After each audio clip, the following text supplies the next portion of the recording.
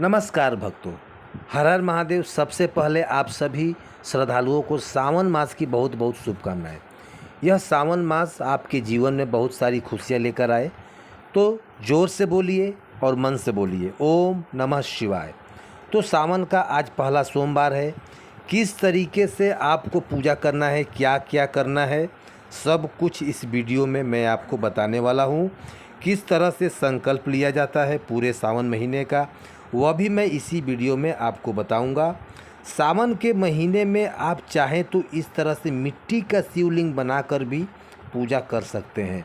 अगर आपके पास इतना टाइम नहीं है तो आपके घर के मंदिर में जो भी शिव परिवार का या फिर शिवलिंग है, शिव परिवार का फोटो है, तो आप उसकी भी पूजा कर सकते हैं। मैं यहाँ पे मिट्टी के पार्थिव शिवलिंग लिया हूँ और मैं उसी का पूजा करूँगा। आपके पास यदि शिव परिवार है घर में तो आप उसकी पूजा करें।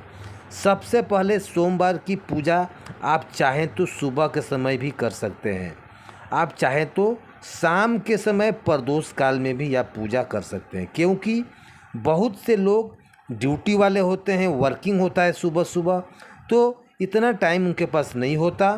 तो शाम के समय प्रदोष काल में भी आप इसका पूजा कर सकते हैं। चौकी पर अगर आपके पास भगवान शिव पार्वती की तस्वीर है तो तस्वीर रख लीजिए, नहीं तो आप केवल आप जो है पार्थिव शिवलिंग परिवार ही बना रहे हैं तो उसी को पूजा करें और चौकी पर रखें, उसकी भी आप पूजा कर सकते हैं। दोनों में कुछ ज़्यादा फ़र्क नहीं है। आपको मैं बता दूं कि मंदिर में जो शिवलिंग होता है और जो पार्थिव शिवलिंग होता है उसमें क्या फ़र्क होता है, कुछ लोग पूछते हैं हमसे। तो देखिए, जो हम पार्थिव शिवलिंग बनाते हैं उसका सावन के महीने में बहुत ही ज़्यादा महत्व होता है। कहते हैं 1000 गुना फल प्राप्त होता है अगर आप सावन के महीने में रोज़ पार्थिव शिवलिंग परिवार बनाकर अगर उसकी पूजा करते हैं। इसलिए सावन के महीने में मिट्टी से बने हुए शिवलिंग का बहुत ही ज़्यादा महत्व होता है, क्योंकि इसका आप रोज़ निर्माण करते हैं, रोज़ बनाते हैं और रोज़ इसका विसर्जन भी आप किया जाता है। तो यहाँ पे जो है ना, मैं इस तरह से जो है कांसे की प्लेट में जो है स्वास्तिक बनाया है।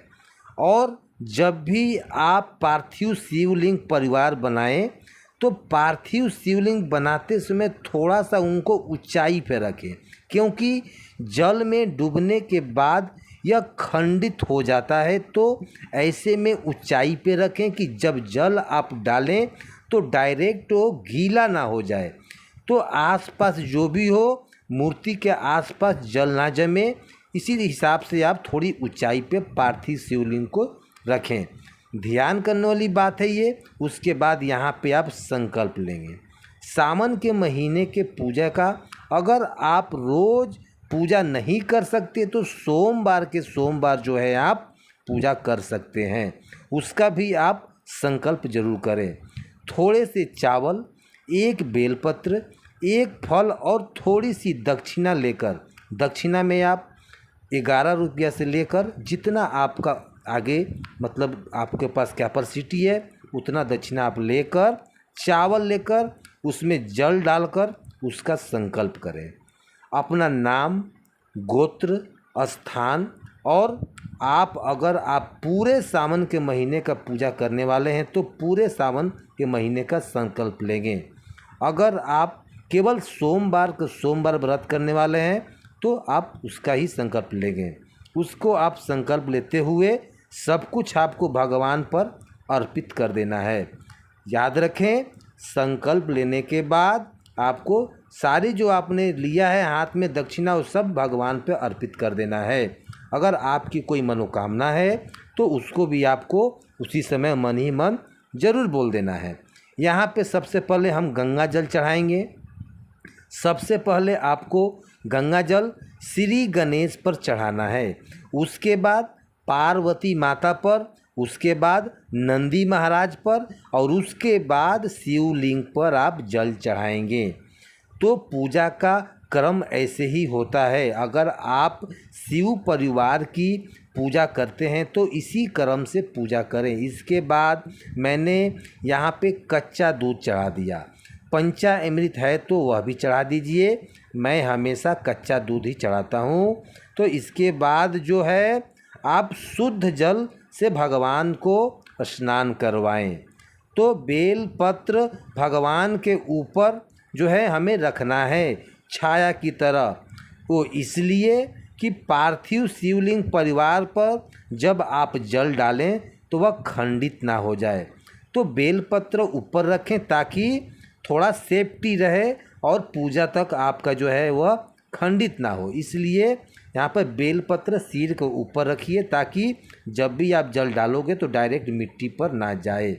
तो यही सही तरीका होता है और सरल भी होता है। इसको जो है यहाँ पे हम दोनों जो है नेत्रों से लगाएंगे और इसके बाद मैंने जो है कलावा के रूप में वस्त्र अर्पित किया है। आप भी अर्पित करें, कलावा चढ़ा दें वस्त्र के जगह। और इस तरह से जो है आप जो है थोड़ा थोड़ा करके इत्र भी लगा दें। और जब भी आप पार्थिव शिवलिंग की पूजा करें तो बार बार अपने हाथों से उनकी मूर्तियों को टर्च ना करें। वह टर्च करेंगे तो थोड़ा खंडित होने का डर रहता है। इसलिए बहुत ही सावधानी के साथ पूजा करें ताकि जो है शिवलिंग खंडित ना हो और आपकी पूजा कोई महत्व जो है पूरा रहे। तो ध्यान रहे आपको यह पूजा करनी है तो चंदन लगा दें, चावल भी चढ़ा दिए। माता पार्वती को मैंने यहाँ पे रोली का टीका किया और माता पार्वती को रोली का टीका करने के बाद जो है आप इस तरह से फूल भी चढ़ा दें। और उसके बाद जो है पूरे महीने में अपराजिता का फूल अगर आप भगवान शिव पर चढ़ाते हैं तो वह बहुत ही ज़्यादा फलदायी होता है, क्योंकि अपराजिता का फूल केवल सावन के महीने में ही दिखते हैं और इसका विशेष महत्व भी होता है। तो भगवान शिव के श्रृंगार के लिए आप इसको फूल को भी इस्तेमाल कर सकते हैं। इसके बाद जो है यहाँ पे बेलपत्र चढ़ाइए। तो मैं वैसे कई वीडियो में बता चुका हूँ कि 5 से 7, 11, 21 की संख्या में बेलपत्र चढ़ाए जाते हैं। बेलपत्र के ऊपर डंटी जो है थोड़ा तोड़ दें और फिर बेलपत्र चंदन लगाकर चढ़ाएं। आपके पास यदि ज़्यादा बेलपत्र नहीं है तो आप एक से भी काम चला सकते हैं, कोई दिक्कत वाली बात नहीं है, यह अनिवार्य है। तभी यह पूजा जो है आप पूरी से श्रद्धा से करें। तो इस तरह से उल्टा करके आप बेलपत्र जो है चढ़ा दीजिए, जिससे कि छाया हो और भगवान शिव के ऊपर चढ़ाएं बेलपत्र को। इसके बाद हम जो है फल चढ़ाएंगे, मिठाई है तो मिठाई भी भोग लगाएंगे। पहले सोमवार पर मैं पार्वती माता के लिए श्रृंगार का सामान भी चढ़ाऊँगा, तो वह मैंने चढ़ा दिया है। आप बाद में आप चाहें तो चढ़ा सकते हैं। तो पहले सोमवार में मैं जो है इसलिए मैंने चढ़ा दिया। अगर आप चाहें तो लास्ट वाले पूर्णिमा में जो व्रत किया जाएगा आप उद्यापन के समय भी चढ़ा सकते हैं, उस दिन भी आप चढ़ाइए, कोई दिक्कत की बात नहीं है। इसके बाद जो भी यहाँ पर मैंने आरती उरती कर लिया है, और आरती हमेशा उसी दीपक से करें जो आप पहले जलाया हुआ था। पहले जलाया हुआ दीप से ही आरती करना चाहिए।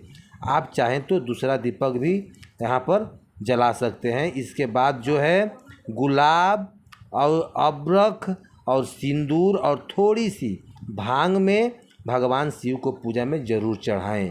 तो यह सारा सामान जो है मैं इस तरीके से चढ़ा दिया और इनके श्रृंगार को भी पूरा हुआ। अब आरती करने के बाद जल को अर्घ देना है। सावन के सोमवार का व्रत किया जाता है। इस व्रत में आप एक टाइम जो है फलाहार भी कर सकते हैं।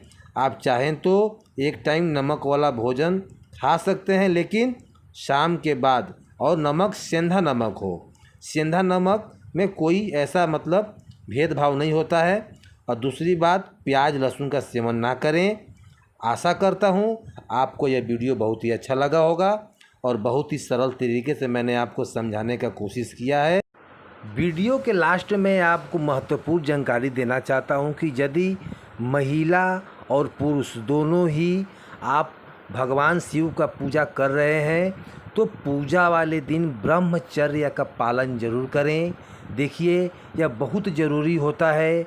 आप इस चीज़ को इग्नोर कर देते हैं और आप यहीं पर गलती कर बैठते हैं। तो आप कोशिश करें, पूजा वाले दिन ब्रह्मचर्य का ज़रूर पालन करें। और आज का ये वीडियो आपको कैसा लगा, भक्तों कमेंट करके ज़रूर बताएं और वीडियो को एक लाइक करें। आपका एक लाइक से हमें वीडियो बनाने में काफ़ी मदद मिलती है और मोटिवेट हो जाते हैं हम। तो भक्तों, आज की जानकारी बस यहीं तक। वीडियो देखने के लिए आपको तहे दिल से धन्यवाद। हर हर महादेव।